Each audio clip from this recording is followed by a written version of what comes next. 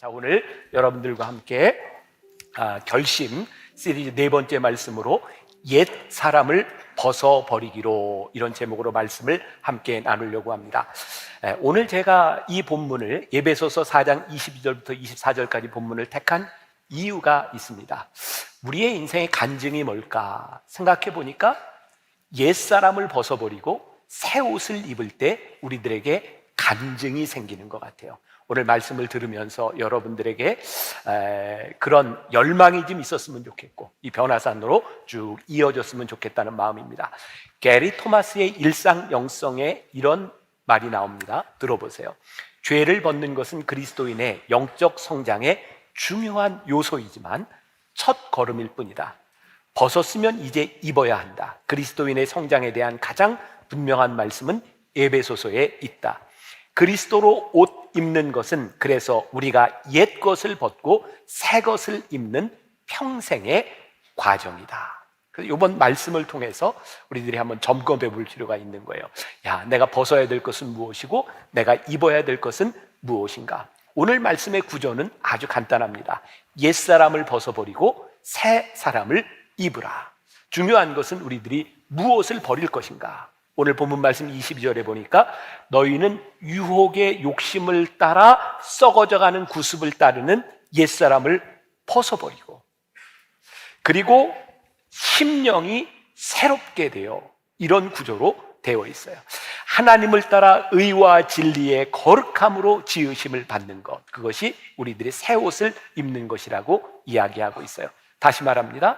우리 인생의 간증이 뭐예요?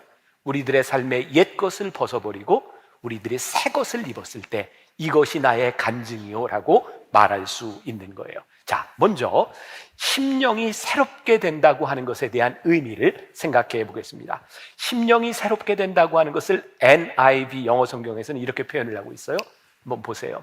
To be made new in the attitude of your mind.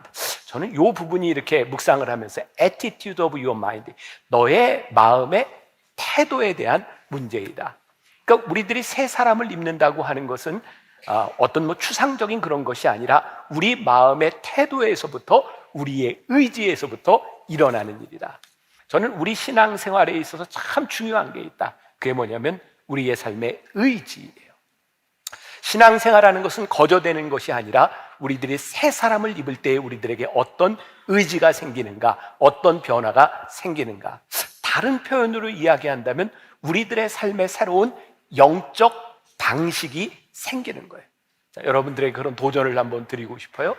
여러분들은 하나님을 믿으면서 예배를 드리면서 여러분들의 삶에서 육적인 생활 방식에서 그래, 내가 영적인 방식으로 바뀌었어, 내 삶에 바뀐 그 분명한 것을 여러분들이 가지고 있는가? 다시 오늘 말씀 22절에 너희는 유혹의 욕심을 따라 썩어져가는 구습을 따르는 옛사람을 벗어버리고. 저는 이 부분을 또 이렇게 표현할 수 있을 것 같아요. 우리들이 새 사람을 입을 때 우리의 마음에 새로운 의지가 생길 때 우리들의 삶에 새로운 관점이 생기는 것. 아마 이 세상을 살아가는 사람들에게 가장 중요한 것 하나 꼽으라 그런다면 아마 돈을 꼽을 수 있을 것 같아요. 돈, 그죠? 돈 좋아하세요? 안 좋아하세요? 좋죠. 돈이 여러분들을 안 좋아해서 그렇지 우리 돈 좋아해요. 네. 우리들이 돈을 좋아해요. 돈을 좋아하는 게 잘못된 것은 아니지만 그 돈을 좋아하는 이유와 돈에 대한 가치가 달라지는 거예요. 우리들이 몸이 편하게 사는 것보다 내 마음이 편하게 사는 것, 내가 돈을 마음대로 쓰는 것보다 어떻게 사용돼야 되는 것을 아는 것. 우리들 인생에 한 번쯤 태어나서 성공하고 싶어 해요. 과연 성공이 무엇일까? 내 욕심을 채우고 이루는 것이 성공이 아니라 하나님이 기뻐하시는 인생을 살아가는 것이 성공이구나. 우리들의 삶의 관점들이 달라지기 시작할 때, 제가 처음 목회를 시작할 때 했던 첫 번째 설교가 있어요. 저는 아직도 기억이 나는데 한 송이 이름 없는 들꽃으로라고 하는 시를 가지고, 그 제목을 가지고 제가 설교를 했어요. 한 송이 이름 없는 들꽃으로 그렇게 피었다 지리라. 멋지죠? 아무도 냄새 맡아주는 이 없어도 까만 씨앗 하나 남기려는 심령으로 한 송이 이름 없는 들꽃으로 그렇게 피었다 지리라. 제가 처음 목회를 시작하던 25살 때 제가 첫 번째 한 설교였어요. 너무 멋진 제목에 너무 멋진 설교였는데 저는 그렇게 살지 못했어요. 좋은 제목을 가지고 좋은 설교를 한다고 내가 새 사람이 되지 못했는데, 내가 새로워지지 못했는데, 내가 어떤 이야기를 하고 어떤 의지를 가진다고 해도 그렇게 사라지지 않는 거예요. 마음이 바뀌어지지 않았는데 우리들에게 의지만 있다고 하면 그것이 얼마나 힘든 일이겠어요. 여러분들이 오늘 말씀을 들으면서도 그래, 내가 이렇게 살아야지라고 생각을 하고 있지만 여러분들의 마음이 새로워지지 않았는데 여러분들이 의지만 가지고 살아간다는 것이 얼마나 힘든 일이겠어요. 제가 말씀을 준비하며 보았던 어떤 책에 이런 예를 들었다고요. 들고 있어요. 어떤 배 쾌속종이 쫙 달려가고 있는데 그 배는 자동 조정 장치가 있어요. 그래서 자동으로 조정을 딱 맞춰놓고 가는 거예요. 그런데 이 사람이 방향을 180도 바꿔야 되겠다라고 생각했을 때 두 가지 방법이 있다는 거예요. 어떻게 하냐면 자동 조정 장치를 다시 세팅하는 방법이 하나 있고, 또 하나는 이 사람이 핸들을 180도 돌리는 거예요. 앞으로 달려가는 배 핸들을 돌리는 게 얼마나 어렵겠어요. 이 사람이 손으로 쫙 돌리면 그걸 또 끝까지 붙들고 있어야 돼요. 인생이 얼마나 힘들겠어요. 그런데 딱 자동 조정 장치를 바꿔놓으면 그 배는 그 방향으로 가고 있는 거예요. 마치 우리의 인생에 우리들의 삶이 새로워지지 않고 그 상태에서 우리들이 의지만 가지고 가려고 하는 거, 그렇게 힘든 일이라는 거예요. 우리들이 어떻게 새롭게 되어야 될 것인가, 우리들이 새 사람이 되어야 된다는 것, 이것이 우리들에게 분명히 있어야 되는데 하나님이 기뻐하시는 일인지 선한 일인지도 분별하지 못하는 우리의 옛사람을 가지고 우리들이 살아가려고 하는 의지는 우리를 늘 힘들게 합니다. 우리들에게 분명한 새로운 간증이 있어야 되는데 우리들이 하나님의 마음을 품고 살아가는 내 삶이 이렇게 바뀌었다라고 하는 그 간증이 우리들에게 있어야 되는데, 그 간증을 하기 위해서는 내 마음속에 내가 하나님의 마음을 가지고 살아가는구나 라고 하는 변화가 우리 속에 있어요. 우리가 묵상이라는 말을 많이 합니다. 묵상을 다른 말로 하면 숙며, 깊이 생각한다 라고 하는 이 말은 우리가 아는 것처럼 소가 풀을 먹고 되새김질 하는 것을 의미하는 거죠. 소가 되새김질을 어떻게 해요? 먹고 위에 넣어뒀다가 좀 지저분하기는 하지만 이렇게 트름을 해서 다시 되새김질을 하는 거예요. 우리들이 말씀을 묵상하는 게 뭔지 아세요? 말씀을 한번 들은 것으로 끝나는 것이 아니라 우리들이 싹 가지고 있다가 우리들의 삶에서 하고 말씀을 가지고 우리들의 삶에 적용하는 거예요. 내 생각으로 살아가는 것이 아니라 우리들의 삶의 중요한 순간에 말씀이 우리들 가운데서 생각나고 그 묵상한 말씀을 가지고 우리들이 살아가게 될 때 하나님의 생각이 우리들 가운데 들어오는데 우리들이 그렇게 살지 못하는 거죠. 우리들의 생각이 바뀌어야 우리들의 태도가 바뀌어지는데 우리의 생각이 바뀌어지지 않으니 우리들의 삶의 태도도 바뀌어지지 않는 거죠. 자, 오늘 본문 말씀 24절에 하나님을 따라 의와 진리의 거룩함으로 지으심을 받은 새 사람을 입으라. 여기 새 사람을 NIV 성경에서는 to be like God이라고 표현을 하고 있어요. 하나님처럼 되는, 하나님을 닮아가는 존재, 그것이 새로운 사람. 우리가 영적인 사람이 되기 전까지는 우리들의 삶에 우리를 좌지우지하는 것이 늘 환경에 대한 문제예요. 근데 우리들이 새 사람을 입으면 하나님을 따라가게 되면 환경에 대한 문제가 아니라 어떤 환경에서든지 우리들이 하나님을 따라가려고 하는 의지, 그것이 우리들에게 찾아와요. 왜? 영적인 사람으로 살아간다고 하는 것은 어떤 환경에서도 우리들이 영적으로 생각할 수 있다는 거예요. 자, 잠깐 여러분들의 생각을 한번 멈추고 지금 여러분들이 처해 있는 환경을 한번 생각해 보세요. 잠깐이지만 여러분들은 나는 어떤 환경에 있을까? 그런데 그 환경 가운데서 우리들이 하나님처럼 살아가고 하나님을 닮아가는 것은 이 환경에서 어떤 일일까? 우리가 잘 아는 창세기 50장 20절에 보면 요셉이 이런 고백을 해요. 당신들은 나를 해하려 하였으나 하나님은 그것을 선으로 바꾸사. 요셉의 삶에 끊임없이 어려운 일들이 있었어요. 근데 요셉이 지금 어떤 고백을 하고 있어요? 당신들은 나를 해하려 하였으나 하나님은 그것을 선으로 바꾸셨습니다. 요셉은 어떻게 이런 삶을 살 수 있었을까요? 여러분, 창세기를 보면 요셉은 그의 인생에 중요한 일들이 있을 때마다, 그의 인생의 위기를 지날 때마다 하나님을 생각한 사람이었어요. 하나님을 의식하는 사람이었어요. 그가 유혹을 당할 때에도, 그가 어려움을 당할 때에도 그는 하나님을 생각하는 사람이었어요. 그리고 요셉은 어떤 고백을 해요?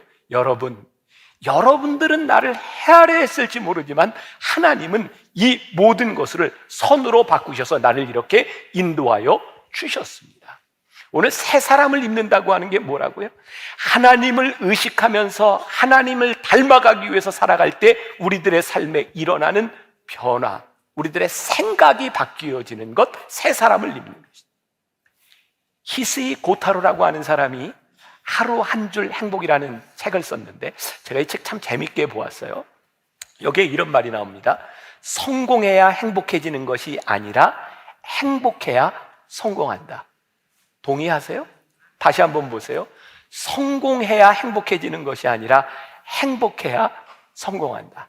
여기 있는 여러분들 가운데 동의가 되는 분들도 있고, 저건 아니야 라고 말하는 사람이 있을지도 몰라요. 어쨌든 이 히스이 고타로라는 사람이 이런 이야기를 책에서 씁니다. 이 저자가 파리에서 하네다 공항으로 가는 비행기를 타고 가다가 비행기가 문제가 생겨서 회항을 하게 되었대요. 승무원들이 고개를 숙이고 사과를 하는데, 이 사람의 경험이에요. 퍼스트 클래스의 고객들은 이렇게 이야기를 하더라는 거예요. 그래요, 내가 파리에서 깜빡 잊고 못 산 물건이 있는데 잘 됐네요, 그거 사가지고 오죠. 이렇게 얘기를 하더라는 거예요. 근데 비즈니스 클래스에 있던 사람들은 이거 내일 내가 꼭 참석해야 되는 회의가 있는데 이거 이렇게 회항을 어떻게 하는 겁니까? 라고 불평을 하더래요. 그런데 에코노미에 있는 사람들은 화를 내고 직원들의 승무원들의 멱살을 잡고 이거 어떡하냐고 막 그렇게 항의를 하더라는 거예요. 그것을 보았던 히스이 고타로가 그의 친구 중에 재벌이 있는데 이런 이야기를 하더라는 거예요. 역시 돈이 사람을 참 여유 있게 만드는 것 같아. 돈 있는 사람들은 여유가 있어. 그랬더니 그 재벌 친구가 이렇게 말하더라는 거예요. 아니, 마음에 여유가 있기 때문에 돈이 생긴 거야. 여러분들이 동의하실지 안 하실지 모르겠어요. 여러분들이 반대로 막 이런 얘기를 들으면 화가 나는 사람이 있을지도 몰라요. 근데 중요한 것은 우리들이 환경 때문에 우리들이 환경에 매몰될 수도 있고, 환경보다 다른 마음을 가지고 환경을 지배할 수도 있다는 거예요. 오늘 제가 굉장히 중요한 이야기를 여러분들에게 드리는 거예요. 우리들이 새 사람을 입는다, 옛 사람을 벗어버린다라고 하는 것은 우리들의 삶에 완전히 새로운 관점을 가지고 살아가게 되는 거죠. 미국의 영화 프로듀서인데 마이크 토드라는 사람이 이런 이야기를 했어요. 이것도 여러분들이 동의할지 안 할지 모르겠어요. 나는 가난했던 적이 없다. 그저 돈이 없었을 뿐이다. 가난은 마음에서 비롯되고 돈이 없는 것은 일시적인 상황일 뿐이다. 여러분들에게 지금 나는 잠깐 돈이 없어 라고 생각할 수도 있고, 나는 가난해 라고 생각할 수도 있다는 거예요.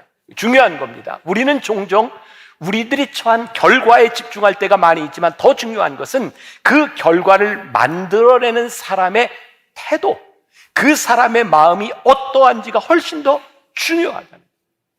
왜 우리들에게 간증이 있어야 되는가? 하나님께서 우리들에게 새 사람을 입게 하신 그 간증이 있을 때 그 간증이 우리들의 삶을 붙잡아줘요. 우리들의 삶의 태도를 바꾸어줘요. 그래서 간증이 있는 사람들은 그 간증을 붙들고 살아갈 때 또 다른 간증을 낳아요. 그런데 인생에 하나님이 함께 하시는, 하나님과 동행하는 간증이 없는 사람은 또 다른 간증을 만들어내지 못합니다. 그러니까 이번 변화산에 제가 그런 기대를 가지고 여러분들과 함께 올라가 보자는 거예요. 이것이 나의 간증이요, 하나님 내 인생 가운데서 찾아오셔서 나와 함께 하시는 하나님과 함께 내 인생에 간증거리, 간증의 고백이 있게 하여 주옵소서.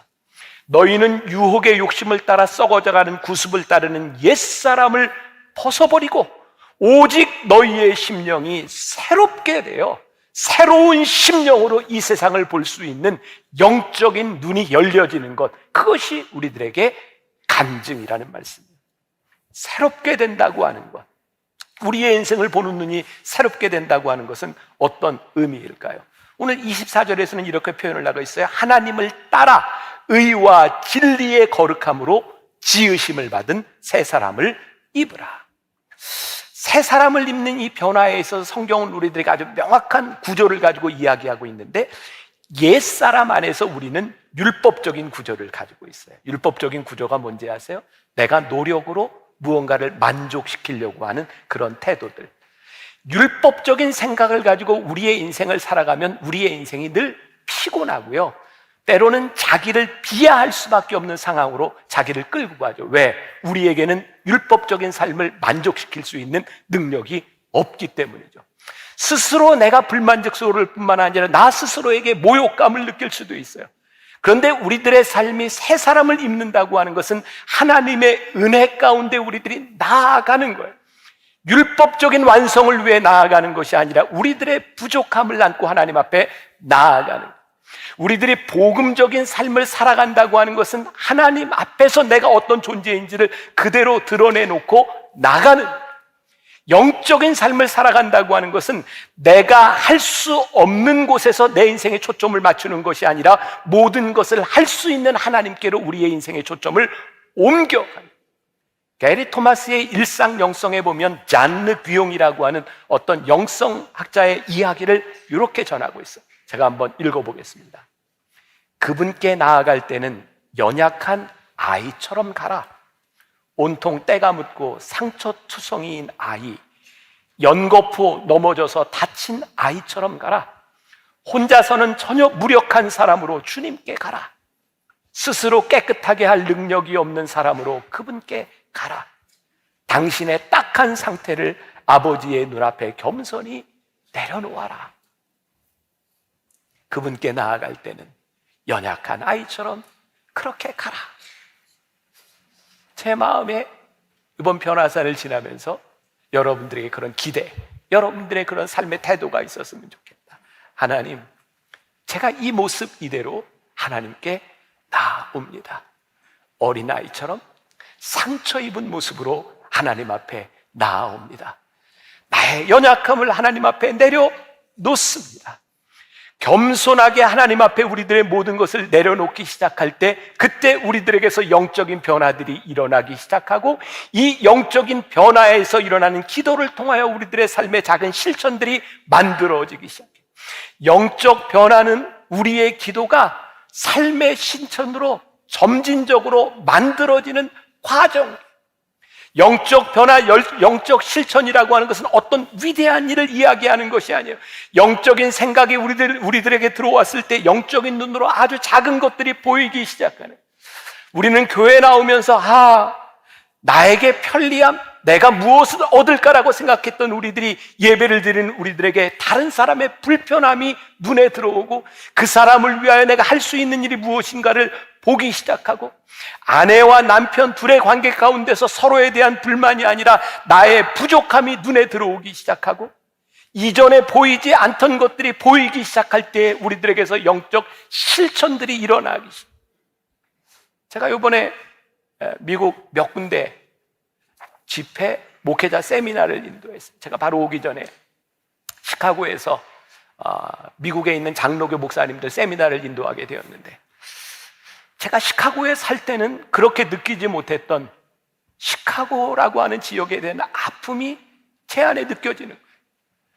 미국 사회에서, 한인 사회에서 시카고를 이렇게 이야기합니다. 교회의 무덤. 시카고에 있는 교회들이 다 깨어졌고요, 사람들이 다 상처를 그렇게 많이 입었어요. 그게 제 안에 보이는 거예요. 제가 여러 번의 세미나와 설교를 하면서 그 목사님들을 바라보는데 제 마음에 안타까운 마음이 들기 시작합니다. 제가 사실 이번 여정 가운데 제가 속에 탈이 나서 무지무지하게 힘들었어요. 밥도 먹지 못하고 계속 너무너무 힘들었어요. 그런데 저에게서 힘든 것에 대한 문제가 아니라 그곳에 대한 아픔이 내 안에 보이기 시작하면서 내 안에 불만이 아니라 하나님께서 나를 사용하시는 것에 대한 기쁨이 제 안에서 만들어집니다.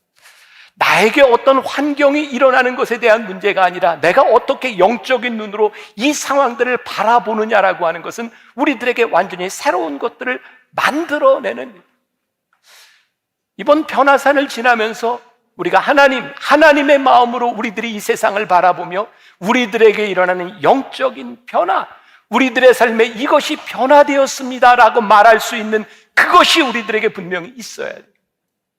여러분들에게 그런 도전을 좀 드리고 싶어요. 여러분들은 예수를 믿으면서 무엇이 변화되셨어요?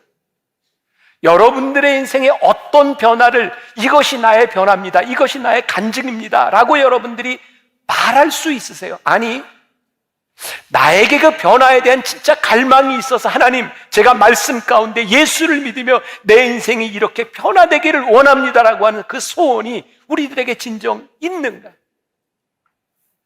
저는 선교학을 공부하면서 이제 문화인류학 부분들을 많이 공부했는데, 그 문화인류학 어떤 책에 나오는 이야기예요.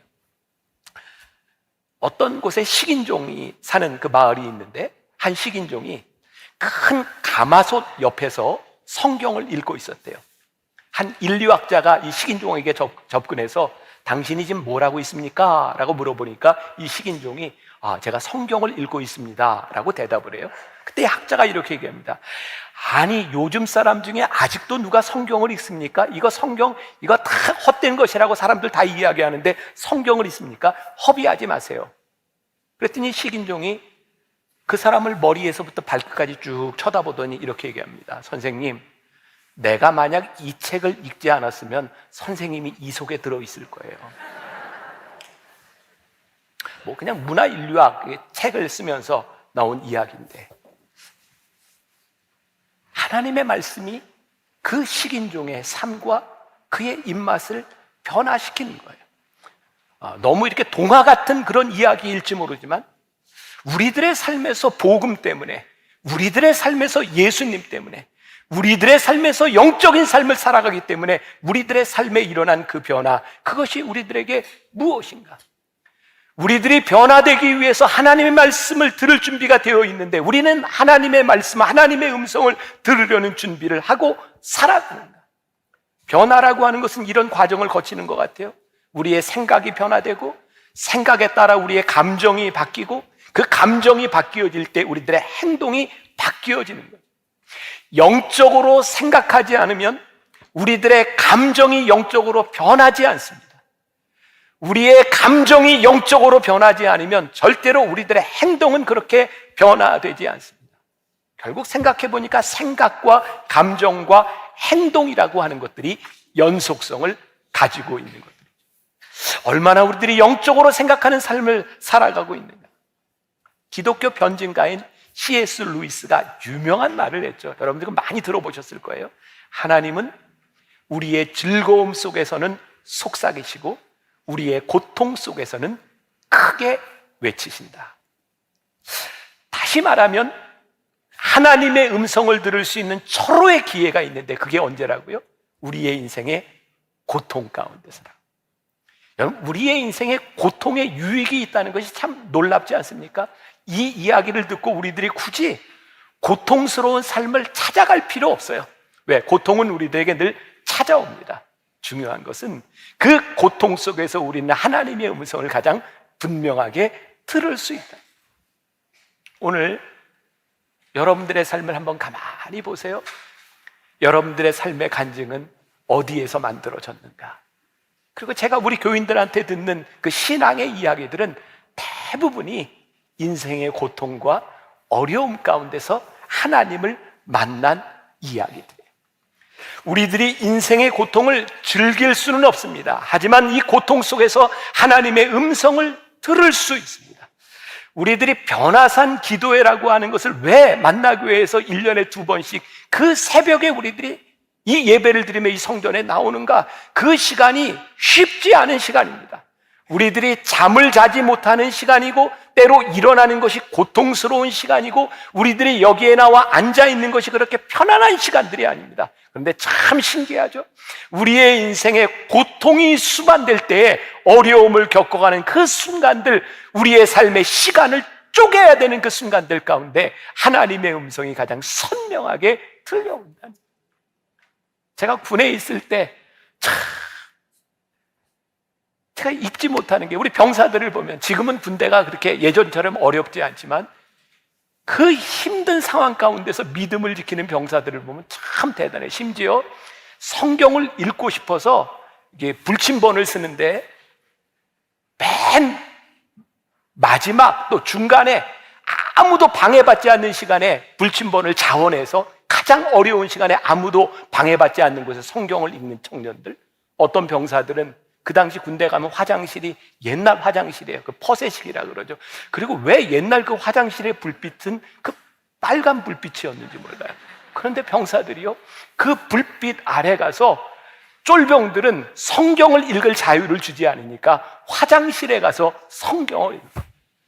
제가 경험하는 형제들은요, 신앙생활을 하다 군에 오면 믿음이 참 깊어지고 자라나요. 그런데 참 신기하죠? 군 제대하고 한 열흘쯤 지나면 그 기뻤던 신앙들이 다 사라져버려요. 전 가끔 그런 생각을 합니다. 하나님, 우리의 인생의 고통이 축복입니다. 왜요? 하나님의 음성을 가장 선명하게 들을 수 있기 때문입니다.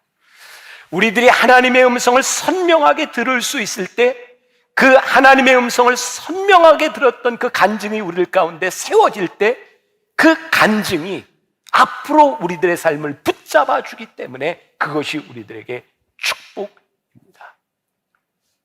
여러분들의 삶에 간증을 만드세요. 이것이 나의 간증이요, 이것이 나의 간증이요. 간증을 만들어 보세요. 지난 8월 17일자 신문에 제가 굉장히 의미 있게 보았던 기사가 있는데, 혹시 여러분들 중에 성난 사람들이라는 영화를 보신 분이 있는지 모르겠어요. 영어 제목으로 Beef라고 하는 제목이에요. 이 영화가 올해 에미상 11개 부분에 노미네이트 되었는데, 이 영화의 감독이 한국 사람입니다.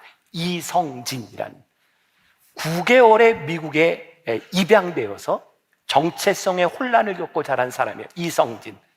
근데 학교를 가면 이름이 뭐냐면 성진 리라고 부르는데, 미국 애들이 그 이름을 부를 때마다 늘 비웃고 발음이 잘 안 되는 것 때문에 놀림을 받았어요. 그래서 자기 이름을 소니라고 불리어주기를 바랬던 사람이 이성진이라는 감독입니다. 그런데 어느 날 기생충의 감독인 봉준호 감독이 영화 시상식에서 봉준호라고 하는 이름이 불리는 걸 보는데, 놀랍게도 미국 사람들이 봉준호라고 하는 이름을 틀리지 않으려고 애쓰라는 거예요. 그때 이 성진 리에게 그런 소망이 생긴 거죠. 그래, 나도 누군가에게 내 이름이 틀리지 않고 불릴 수 있는 그런 사람이 되어야지 라고 생각하면서 헐리우드에서 감독으로, 그리고 작품을 쓰는 사람이 돼요. 그리고 성난 사람들 비프라고 하는 영화를 가지고 11개 부분에 노미네이트 되죠. 기자가 이렇게 물었답니다. 어떻게 헐리우드에서 작가로 일할 수 있었는지, 어떻게 헐리우드에서 성공할 수 있었는지, 이 질문에 대하여 이성진이 이렇게 대답을 했답니다. 첫째는 운이 좋아야 하고요, 둘째는 정말 글을 잘 써야 합니다. 운은 우리가 어떻게 할 수 없지만 잘 쓰는 건 노력해 볼 수 있습니다. 글만 연구하고 또 연구하고 쓰고 또 썼습니다. 그러다 보니 어느새 운도 따라오고, 처음에는 어떻게 하면 미국 사람들이 좋아하는 글을 쓸까 고민했는데, 지금은 굳이 미국인처럼 생각할 필요가 없는 걸 알게 되었습니다. 그의 성공의 스토리를 이야기하고 있어요. 감동적이었어요. 전 그런 생각을 했습니다. 세상을 살아가는 사람들에게도 성공의 스토리가 있다. 그들이 그의 인생을 어떻게 열심히 살았는지 성공의 스토리가 있다. 다른 말로 이야기하면 간증인 거예요. 세상 사람들도 성공의 스토리를 가지고 산다면 영적으로 성공한 사람으로 살아가는 우리 신앙인들에게는 믿음의 이야기가 있어야 하지 않겠습니까? 당신은 어떻게 이런 믿음의 삶을 살 수 있었습니까? 당신은 어떻게 이 고통 가운데서 그 믿음을 지킬 수 있었습니까? 네, 저는 이렇게 믿음으로, 이렇게 하나님을 바라보며 내 인생을 이렇게 살았습니다라는 영적인 믿음의 스토리가 우리들에게 만들어져야 되는 것이 아니겠습니까? 몇 주 전입니다. 제가 어떤 지인들과 함께 잠깐 이렇게 휴가를 같이 지낼 기회가 있었어요. 한 평신도가 목사님들이 있는데 그런 질문을 했습니다. 목사님, 천주교인들에게 예수를 믿으라고 전도해야 되나요? 안 해도 되나요? 궁금하시죠? 대답을 해드릴까요? 네. 그 김요셉 목사님이라 우리 교회도 오셨었는데, 김장한 목사님의 아들 김요셉 목사님이 그 얘기를 듣더니 이렇게 대답을 하더라고요. 천주교인들에게 전도를 하느냐 안 하느냐 이 질문은 잘못된 거고요. 그 천주교인이 복음을 믿고 있으면 전도할 필요가 없고요. 복음을 믿지 않으면 전도해야 되겠죠. 그런데 이게 천주교인에게만 해당되는 것이 아니라 우리 교회에도 제가 생각하기에 반쯤은 다 전도 대상입니다. 저 굉장히 깊이 있게 그 얘기를 들었어요. 오늘 우리들에게 중요한 것은 천주교인이냐 개신교인이냐, 지금 교회를 다니느냐 다니지 않느냐, 오늘 여러분들이 주일날 주일 예배를 드리느냐 드리지 않느냐에 대한 문제가 아니라 우리들 속에 복음이 있고 우리들이 하나님을 믿고 하나님으로 인하여 영적인 생각을 가지고 우리들의 관점이 바뀌어지고 우리와 함께 하시는 하나님과 우리들의 인생을 살아가고 있느냐 그렇지 않느냐에 대한 문제입니다.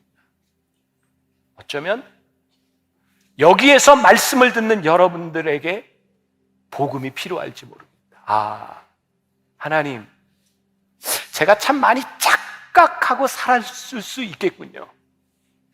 저는 우리 교인들을 바라보며 그래, 저 정도 신앙생활하면 아무 문제가 없겠지라고 생각했지만 겉으로 보이는 것과는 달리 그의 생각도 변하지 않고 그의 관점도 변하지 않고 예배 시간에 나오고는 있지만 그의 옛사람을 벗어버리지 않고 유혹을 쫓는 그 옛사람을 따라 아직도 우리들이 살아가고 있다면 하나님, 우리들이 이 예배를 드리는 이 행위와 우리들이 예배를 드리는 이 시간들이 우리들에게 어떤 의미가 있겠습니까?